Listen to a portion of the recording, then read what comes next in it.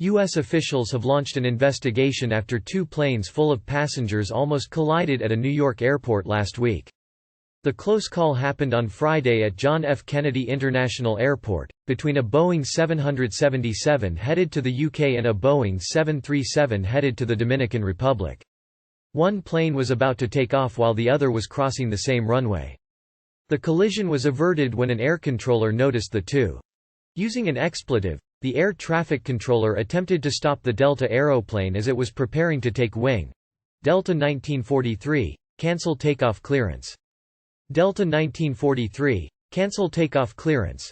The controller was captured saying in an audio recording made by LiveATC, a website that posts flight communications. The Delta Airlines Boeing 737 then came to a stop on the runway, while the American Airlines Boeing 777 safely crossed in front of it around 20:45 Eastern Standard Time, 1:45 Greenwich Mean Time, said the Federal Aviation Administration, FAA. The FAA said the planes were around 1,000 feet, 300 meters, away from each other when the Delta aircraft stopped. It has since launched an investigation into the near collision. The Delta Airlines plane was carrying 145 passengers and 6 crew members on board, while the second aeroplane, from American Airlines, was carrying 137 passengers and 14 crew members. Brian Heel, a passenger on the Delta plane, told BBC's U.S. news partner CBS that the plane came to a sudden stop, which he first thought was due to a mechanical issue.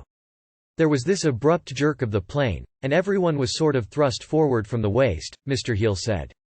He didn't realize his near miss until he later read the news on social media.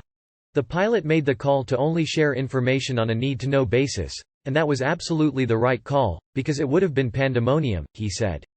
In a statement, Delta Airlines said it will cooperate with the investigation into the incident. American Airlines did not release a statement and referred questions to the FAA. The deadliest aviation disaster in history involved a collision between a Pan Am and KLM planes on the runway of Tenerife in Spain's Canary Islands.